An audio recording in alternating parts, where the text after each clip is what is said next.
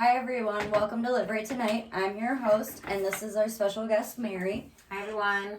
Mary is going to share a little bit about her story today and how she overcame some difficult decisions and making some good choices for herself to be where she is at today. Well, thank you for having me. I started this journey with trying to beat this addiction back in 2021. So I'm coming up on a 2-year kind of basis of being, or 2020, I guess, being in and out of treatment. I went for the first time and I was gone for about 6 months. I went to a place in Indiana. I came home, was, really positive about how things were going to change. And I guess for me it was a struggle because I realized that I was changing and growing in my process, but the things around me were kind of always still the same. Right. My job was the same, my house, all the things were the same, and the problems weren't going away. Right. And no one else was doing anything either. They were kind of like, Mary's the one with the problem, so we don't really have to do anything. So I did this a couple times, and I finally decided I needed to just, go someplace different again. So I went to Harbor Oaks treatment center, and when I got there, it was a lot different than I expected. It wasn't like the treatment centers I had been in before, but it also opened up my eyes in the sense that I learned a lot from other people. I had never been in a treatment center where there were so many people who had been homeless, or so many people who were dealing with the methamphetamine and all those kinds of things. I was more alcohol based. Yep. So it gave me a different perspective on like how good I really did have things, even though I was struggling, and how much addiction doesn't have a face. Because I think when you talk about it, or people hear like, oh, you're an alcoholic, or you're this, they try to put a face or a label on it. And it doesn't discriminate, I guess, is the best way to say that. So it comes from anywhere. Where did you start your journey? I know you've had, you're way up in the UP, right? Mm-hmm. Yep, I'm actually born and raised in Sault Ste. Marie, Michigan, which is about 7 hours north of here. And then I got married very young and had 2 children, and I lived on Drummond Island, which is just a small island on the eastern tip of the Upper Peninsula, for over 18 years. Right now I'm currently going through a divorce. Everything is pretty copacetic with that. We just grew apart from each other is pretty much all I can say. It was a blessing. I have 2 beautiful kids. We have a great relationship, and it was good while it was good. Yeah. But my decision to stay down here after I did treatment at Harbor Oaks was kind of like the solidifying factor of that. Like, our relationship was just over. He wasn't ready and didn't want to move, and I knew that I couldn't do the same things that I had been doing. Right. I needed to make a real change, a life change, and start building something new on my own. So I kind of did that, spur of the moment. I called Live Right from treatment, and they ended up having a bed open at the houses here, and got put into the 14-mile house. Didn't have any conversations with my family or anything about it, which is very weird. So my mom is very codependent and very controlling. My environment was always controlling. Yeah. Even though I was a mom with kids, someone was always trying to like play that piece, and I was just kind of like, where do I fit in this whole game of everything? Right. So I made that decision for myself to stay, and didn't really know at the time like how long I wanted to stay or any of that stuff. I just like was gonna try it, and then I really liked it, and I could see myself flourishing, meeting people. I had never lived in a city environment, I had to take a ferry and drive an hour to go to Walmart and all of those things. So, just that whole thing in general, being down here, was a new experience, and I really enjoyed it. And the fact that you got to try all that sober, I mean, I know it's scary. Anybody in early recovery, it's hard, difficult, and really scary and uncomfortable, but the fact that you were able to say, I have to stay down here to make this change, and then get adjusted to all that too, that's pretty cool that, you had that opportunity to give yourself time to kind of get used to everything, Yeah, most definitely. I mean, I guess like what I learned a lot too from a lot of people around here are, like, we were so selfish the whole time we were using or drinking or whatever it was.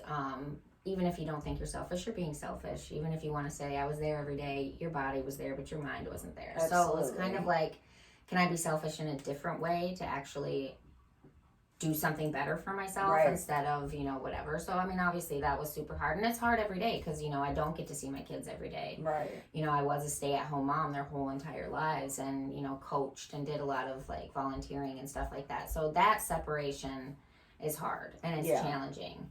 But, you know, with the friendships I've built down here and the comfort that I feel, like, I can express those things and, you know, we have a great relationship. We talk all the time and, you know, FaceTime, and I travel up there and stuff like that.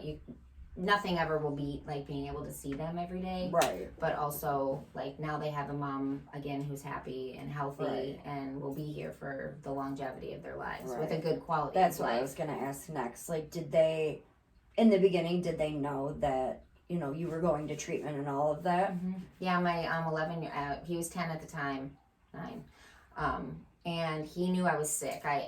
I struggled with a different kind of an addiction before alcohol for quite a long time. I was a very sick woman before I started drinking, and he came in my room one day and he just kind of said, "Mom, you need help. Like, you need to go to the hospital. You're gonna die." And he was 9 and he was crying, you know. So we've been very open with them about my whole journey. I think it's easy. It was easy because they were old enough to understand. And I'm not a lying kind of a parent. I didn't want to, like, tell them all of the things, but they witnessed a lot of things too. Yeah. And they were old enough to know what was going on. So for me, it was easier for me to just be honest and let them know. So, like, they called me in treatment, I called them from treatment, sent letters, like, the whole thing.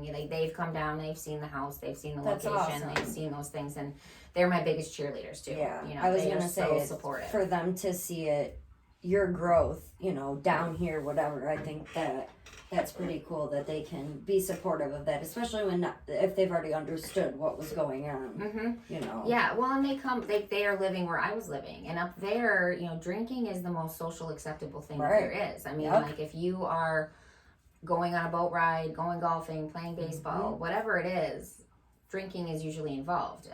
And too, like, my family owns a bar restaurant. We've owned it for 30 years. So, and on their dad's side, they own, you know, restaurants and things like that. So drinking has always been a part of everything. So to show them that you don't have to be a drinker or partake in those kind of activities to have fun, to have a good life, that you can still associate with all of the same things and not have to be like everybody else is totally fine too, because they're not the party kids in school. Like, my oldest is a senior and he's very focused on sports and getting into school and all of that kind of stuff, and he'll go to parties and hang out and stuff like that, but he's not the kid that's going to be doing shots and doing all that stuff. So you know, if they learned anything from me, they learned what they don't want to be like. We all set that great example of what not to do. Exactly. For sure. Yes. Do as I say, not as I do. Right. What would you say was, like, you've been living in our houses for some time and now working here, like, what is your motivation that keeps you grounded here? Because I know it gets stressful working here, being in recovery, trying to help other people in early recovery, you know, it gets overwhelming. And what's, like, advice that you give to somebody else when they're trying to make that decision to come to a 3-quarter house, you know, because I know you deal with that working here every day, you know. I try not to I try to tell a little bit, like, about where I came from and how I started out, and I always let them know that, like, I'm in recovery too, like, I understand what you're going through, like, I've, you know, all of those things, so they can understand that, like, I don't feel like I'm better or anything than anybody that walks into these doors, because, like I said, it doesn't have a face. No, definitely not. So and just how much it has saved my life. Like, I wanted to be a child psychologist. That was kind of what I was going to school for before I got pregnant with my first child. And then being here and being involved in this and addiction and me having a dual diagnosis and all of those things, it kind of just fits in where it makes me feel good to be able to come in and share the message, to help somebody in need. You know, even if it's just, like, having a small conversation, offering them coffee, helping them with their food boxes or the pantry or whatever it is, and telling them that things are possible. Because, you know, like, most treatments are 21 days. The first time I went away, it was for 6 months, and I had never left home before in my life. You know, so everything is scary, but in the hindsight, if you think 21 days for the rest of your life, it goes by so fast, you know. And I guess I try to tell them too, you know, like, especially if they're like, we're tired, you know, that's the thing I hear a lot. I'm just tired, Mary, I'm tired. You know, treatment's a really good place where you get to go, you get to rest your head, you get your belly full, you get all of these people who are there to support and listen and help you relax. And sometimes that's really what we need, is that break from everything that is making us so stressed out, or get out of that cycle, chaos that we so much love in our heads, but just, you know, we can't deal with all of it. You know, the opportunities that I have gotten here from the house in general, and the accountability. In the beginning, I needed that accountability. I needed to be in a place where I was, you know, had to be in at a certain time, had to follow certain guidelines, you know, like, also, I had never lived with anybody besides my mom and my children and my husband, so communal living was a whole new thing, because I had never been to college, you know, so living with 22 women, you know, that was a humbling experience, you know, but building relationships and just seeing how you're not alone too, because it's a lonely disease, you know, like I had friends for 30 years that I thought would be there my whole life, that I spent Christmases with and things like that we just don't talk anymore because I had to change, and they didn't know how to react around it, you know, and that, but then I always tell people too, that's a them problem, not a me problem, you know, I can only focus on what is keeping me sober, and I can't always worry about everyone else, because I'm very much a fixer, a people pleaser type of a person at heart. So that I agree part is hard. I deal with that too. And it's hard because even like in early recovery, or even for myself, I've been to treatment 17 different times. And every time it felt like it got a little bit more difficult to ask for help, because I've already had to ask for help so many times that I was like, I don't want to go through this. I don't want to have to swallow my pride and admit I faltered, you know, again and again and again. Yeah, no, most definitely. I think going down here this final time was like, okay, I've done this. Like, this has to like be it, because just like you know, I didn't want to have to ask again, you know, but it does get easier every day, but you really just do have to take it like one day at a time, because it is stressful, and we're all human beings, and we all go through things, you know. And like the other day, someone's like, I haven't seen you at a meeting in a while, and everybody does their recovery differently, you know. And sometimes a meeting for me is going to the gym, or FaceTiming with my kids, or taking a minute to go read or walk through Meyer. It doesn't always have to be in a table form setting, you know, as long as you're some form of self-care has definitely, and I've even seen that just working here and like working with my own peers and dealing with my own recovery, that, you know, like meditation to me is really important, just because I don't partake in like a traditional 12-step recovery plan, you know, all those other little things that I have done to work on myself. Therapy, huge. And I feel like that therapy in itself is kind of like a meeting. I mean, and that gets overwhelming, you know what I mean? And that's a lot to process when you're pulling up all those issues that you've suppressed for so long, you know. It is, you can walk into therapy in a great mood and leave like just so like and stressed and just exhausted from all of that stuff. But it is a number one thing. Like, I definitely need to see my therapist. Like, that is 100%. Definitely. I cannot miss those appointments. It's dire to my recovery and staying sober and sane. I definitely think too that, you know, you being like the voice on the phone and sharing with people like, hey, I made like an 8-hour trek to be where I'm at now. I made the decision to stay. And I feel like people hearing that kind of can be like, okay, well, this won't be so bad, you know, I'm moving 3 cities over, or whatever the case may be. It gives them that little bit of hope, like, wow, if she can move this far away, then maybe, you know, change is possible. And obviously, you know, we all have to make tough changes in early recovery, even when you're in late recovery, you know what I mean? Like, you have years and years clean, you still are constantly evolving. So I definitely am glad that you made the decision to stay down here. Oh, thanks. Yeah, I love it here. This place is amazing. Yeah, definitely. How have you, you know, you started off at the 14 Mile House, which obviously anyone knows about our houses know that there are a ton of women in one house. How do you feel now living at like the co-ed house with people that have, you know, substantial clean time there to kind of help you and guide you into different areas? I mean, it's definitely less chaotic, obviously, because there's not 22 women, you know, trying to use the bathroom and cook and all of that kind of stuff. It's more my speed, because I was married for so long and Yeah. on an island for so long, so I was just there. It was just me and my husband and my kids. Right. So my everyday was cooking, cleaning, picking the kids up from school, and those kinds of things. So here it's like I get up, go to work. Yeah. It's chill. Come to work, go home, do my laundry, be boring, and watch Wheel of Fortune if I'm not doing a meeting or doing whatever. So it's more of my speed and reminds me more of kind of what my life was like before. Right. And it's also teaching me how to be alone. Yeah. Because I only live with 3 people and they work and they have their own schedules. Everybody at that house is in bed pretty early because we just all work. So Right. we're in bed fairly early. We're always home way before curfew, all of that kind of stuff. So it's teaching me how to like be alone and being okay with being alone and Yes. because moving forward, when I do eventually move out of the co-ed house and get a place down here, I will be alone. Yeah. And am I okay with being alone with Mary? Like, do I like myself enough to just be alone? Yeah. Am I confident enough to be alone? So I've been trying to do like those things where they say kind of like date yourself. Yeah. Like, just like going to a restaurant, eating by myself.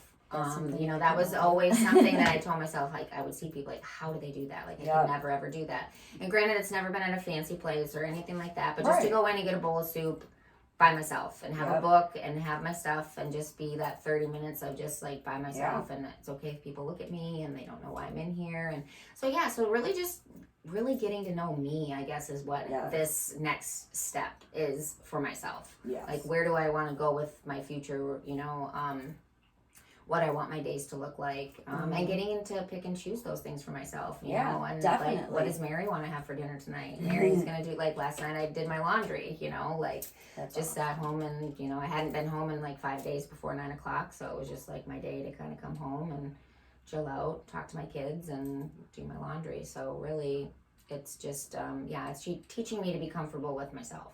Definitely. more And than anything. I think any of us in addiction struggle with like codependency issues or racing thoughts or not being comfortable in our own skin. So the Definitely. fact that working here and dealing with even just our staff, all of us in recovery, and seeing everyone how they evolve and change is a really cool process too. And Oh my gosh, yeah, I it's feel so like cool. we all learn a little bit from each other, you know what I mean? Oh, most definitely.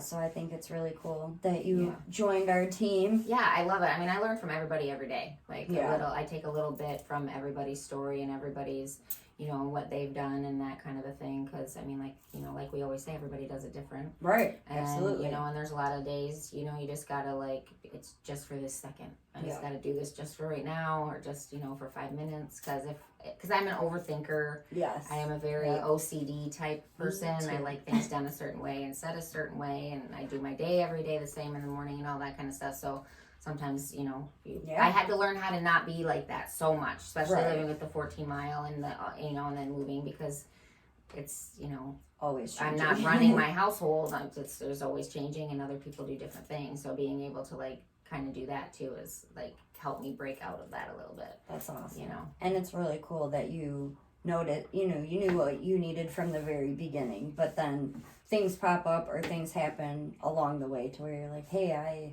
I needed this and didn't even know it. Yeah, exactly, totally. Learning I've how to learned be so okay much with about yourself, myself. and that's awesome. Yeah, I mean, definitely have a long way to go. Like I said, I just got 7 months last week, so I have awesome. a long way to go. But I'm excited for what's to come for this new year. Definitely. 2023. It's our year. Let's do this. It's our year. I'm excited for it. Right. Well, I Yeah. thank you for sharing a little bit about your story and what helps you. I know it helps a lot of our listeners to hear bits and pieces of everyone's story, because, they could be struggling with something the same as you and be like, wow, I'm glad she mentioned that or whatever. So thank you for your time. Well, thank you for having me. No worries. Thanks for tuning in, guys. Check us out next time.